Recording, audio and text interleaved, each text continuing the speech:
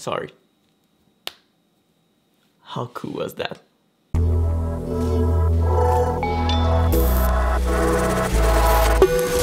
What's up guys, my name is Manuel and today we're gonna do a quick review about the Samsung Galaxy Z Fold 5.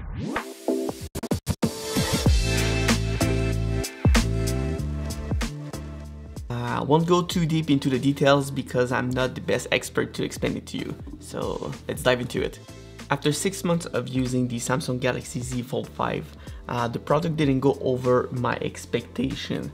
I'm waiting for the 5th generation because I knew that in the beginning they had some trouble issue with the phone, but I get it because it's new technology. Previously I owned a Samsung Galaxy Note 10 Plus and I needed to change phone, and because Samsung is no longer doing the Note series, it would be a great time to dive in deep into the Fold series, so that's why I bought the Z Fold 5. One of the major points that people always ask is, what about the quality of the camera? The quality of the camera is good if you want to take some selfies or just a quick picture right there. But about the video quality, it is not good. And as a photographer and a videographer, you cannot compare a sensor that goes inside a phone this big compared to a DSLR or a mirrorless camera. But for the price that you can own a cell phone and a camera, it would be great. At $2,500, you have a beast of a machine with a good quality camera. The second issue that I encountered was the crease, that you can see it right there in the middle of the phone. And does it bother me?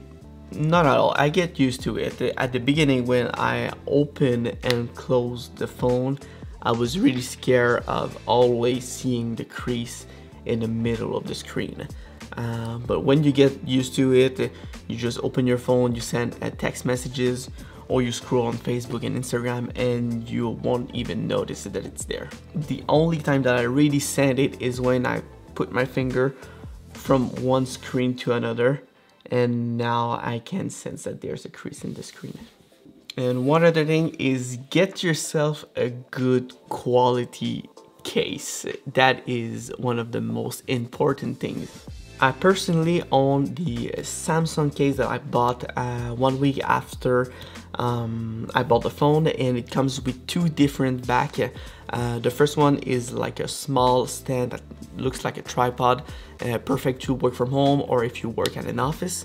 And the second one is like a small sling that you can use to pass a couple of fingers through it, so if you're always on the go or traveling, you won't be scared to drop your phone somewhere.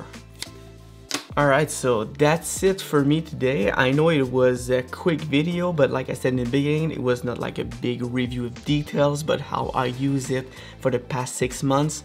So if you want to dive into it, be aware that this phone is thick, it is heavy, but if you want to try new technologies in your horizon of Samsung, go for it, man. What can I say? So I'll see you maybe in another video. See ya!